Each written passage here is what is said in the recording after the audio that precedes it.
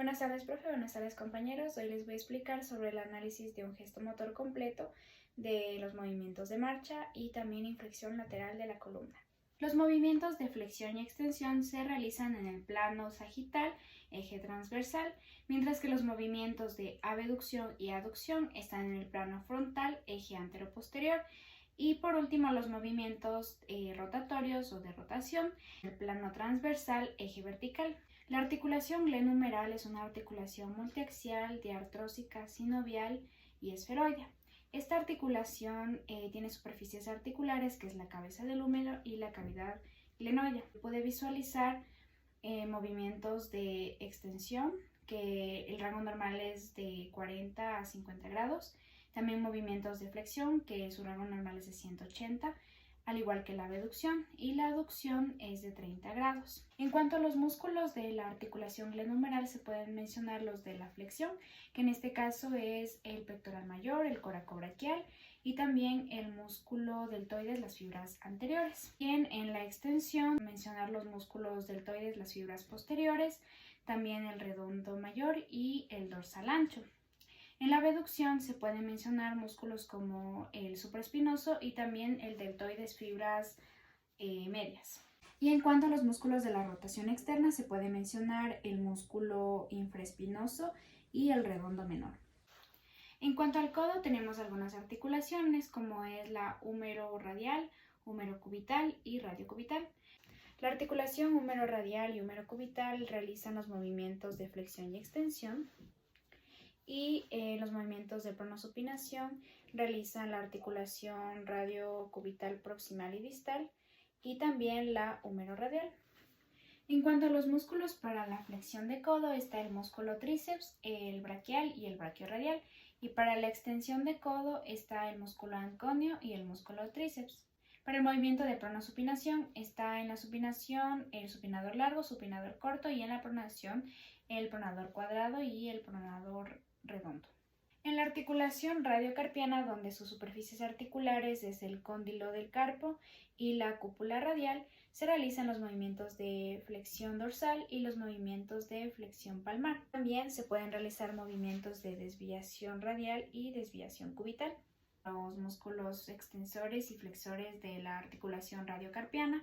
En los músculos extensores podemos encontrar los extensores del carpo, que sería extensor cubital del carpo y extensor radial del carpo, al igual que los flexores, que es flexor radial del carpo y flexor cubital del carpo.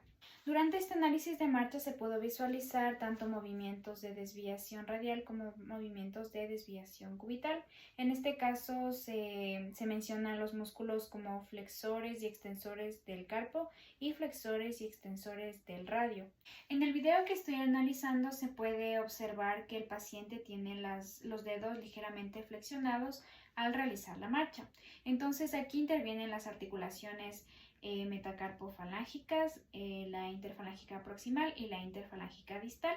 La articulación metacarpofalángica es una articulación biaxial. Esto quiere decir que realiza movimientos de flexión, de extensión y también de abducción y aducción de los dedos. Por lo tanto, se diferencia de las articulaciones interfalángicas proximales y distales, ya que estas solo realizan movimientos de flexión y de extensión. Como se puede visualizar en la imagen, el paciente tiene los dedos ligeramente flexionados en los 3 momentos que realiza la marcha. Entonces aquí intervienen los músculos como flexor largo de los dedos, flexor corto de los dedos, el palmar largo, los interóseos y lumbricales también. Otra articulación muy importante para la marcha es la articulación de la cadera, o también conocida como coxofemoral. Aquí el paciente realizó movimientos de flexo-extensión, también ligera abducción y rotación externa.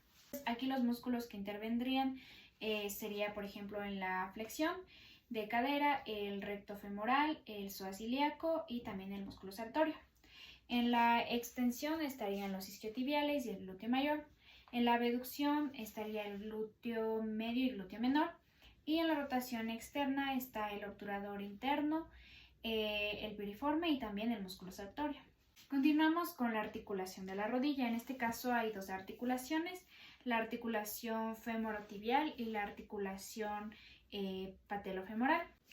Los músculos que intervienen en los movimientos de flexión y extensión de la rodilla están en los flexores, los isquiotibiales, los gastrocnemios, y en la extensión estaría el cuádriceps. La articulación tibio-peronea estralina se podría decir que generalmente el paciente se encuentra en una posición neutra. Sin embargo, cuando realiza un paso, se puede observar que hay un movimiento de dorsiflexión. Entonces, los músculos que intervienen sería el tibial anterior, el peroneo, el tercer peroneo, y también los músculos extensores de los dedos. Articulación metatarso-falángica, la interfalángica proximal y la interfalángica distal también realizan movimientos de flexo-extensión. Los músculos que intervienen aquí en este análisis, el extensor largo, el extensor corto, también los músculos lumbricales, los interóseos. En este análisis, las cadenas musculares están divididas por momentos. En el primer momento se puede visualizar que la cadena biocinemática de cabeza es abierta, al igual que del miembro superior izquierdo y derecho, y de los miembros inferiores es estrictamente cerrada. En el segundo momento podemos ver que la cadena de cabeza y tronco es abierta, de los miembros superiores izquierdo y derecho también es abierta, pero en el miembro inferior izquierdo la cadena biocinemática es estrictamente cerrada y en el miembro inferior derecho la cadena es abierta. Podemos ver que la cadena biocinemática de tronco y cabeza es abierta, del miembro superior izquierdo es abierta, del miembro superior derecho es cerrada o levemente cerrada, y los miembros inferiores es una cadena estrictamente cerrada. Los elementos de interferencia también intervienen en la marcha, como es el clima, la etnia, la edad, género, también los factores psicosociales, el factor emocional, entre otros. Factores limitantes. En este caso interviene el factor muscular, el óseo y el capsular. La cadena que intervienen en la marcha generalmente son la cadena de flexión, de extensión y también de apertura y de cierre. El tipo de movimiento. Este movimiento es totalmente activo, ya que el paciente realiza todo el ejercicio sin ayuda del fisioterapeuta. La valoración de la cantidad de movimiento se clasifica del 0 a 6, 0 como hipermovilidad y 6 como hipermovilidad. En este caso, el 0 es inmovilidad, el 1 es restricción considerable de la movilidad, 2 es restricción leve de la movilidad, 3 es normal, número 4 es aumento leve de la movilidad, el 5 es aumento considerable de la movilidad y 6 es inestabilidad.